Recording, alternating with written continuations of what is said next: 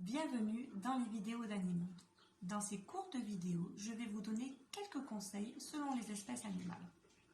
Pour mon premier sujet, je voulais vraiment vous parler d'un animal qui me tient à cœur, car c'est un animal que l'on trouve dans tous les foyers, dans toutes les animaleries et qui pourtant encore aujourd'hui est très mal connu. Je voulais parler du poisson rouge. Qui n'a jamais eu dans son enfance un poisson rouge? C'est souvent le premier animal de compagnie que l'on offre à son enfant. Il est très facile d'entretien, il n'est pas cher, il est résistant et pourtant on ne le connaît que très mal. Donc je vais vous donner quelques petits conseils pour que cette cohabitation qui peut durer des dizaines d'années se passe au mieux. Premièrement, le poisson rouge est un animal grégaire, ça veut dire qu'il va falloir lui offrir un voire deux compagnons au minimum. Pour pouvoir partir sur au moins 2 voire 3 poissons rouges, il faudra forcément penser au litrage de votre aquarium. On oublie le bocal. Un poisson rouge a besoin au minimum pour vivre de 50 litres d'eau. Quand on part sur du bassin, il faut déjà compter au moins 100 litres d'eau par poisson. Un bocal ne contient que quelques litres. Il ne permet pas d'ajouter une filtration et ne permet pas au poisson de grandir harmonieusement. Alors les gens vont vous dire, oui, mais moi, mon poisson, il a tenu, 5 ans en bocal. Votre poisson était un bébé. En effet, les poissons rouges peuvent vivre en bassin, la plupart du temps, jusqu'à 30 ans. Mais sinon, en aquarium, dans des conditions optimales, il peut très bien vivre au moins une vingtaine d'années. Outre le litrage, il va falloir aussi penser à une filtration. En effet, le poisson rouge a besoin d'avoir une eau qui soit filtrée pour être la plus optimale possible pour lui et pour son bien-être.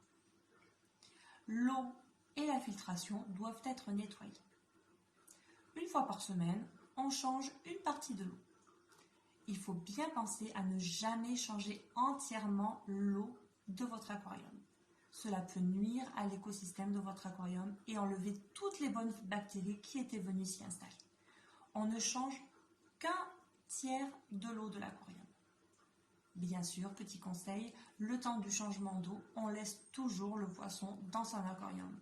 Combien de poissons sont mis dans une bassine, sont mis dans l'évier le temps d'eux? Cela peut être un vrai choc déjà thermique et vrai choc émotionnel pour votre poisson. On le laisse tranquille au fond de son aquarium et on change l'eau sans avoir un changement brusque de température ou une arrivée d'eau trop soudaine sur votre poisson.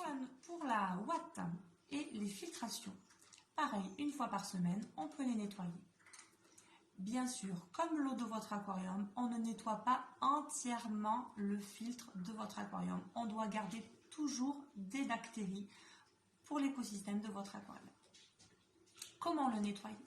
On oublie encore une fois l'eau du robinet. Elle est remplie de chlore et risque de détruire ces fameuses bactéries. Pour les nettoyer, on préfère prendre une partie de l'eau de l'aquarium, celle que vous allez justement jeter, et rincer sans excès votre filtre et vos ouates pour après les remettre dans votre aquarium. Parlons maintenant de la nourriture.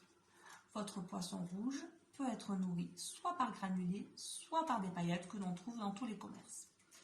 Quelle est la différence entre les deux? On peut toujours préférer les granulés aux paillettes. En effet, elles sont beaucoup plus faciles à doser, surtout pour les enfants qui ont beaucoup la main lourde au niveau de la nourriture, ce qui fait souvent des poissons qui meurent rapidement. Il faut compter environ 2 à 3 granulés par jour et par poisson. Les paillettes, après, ont tendance à très vite salir l'eau. On peut aussi lui donner du congelé, voire même de la nourriture vivante.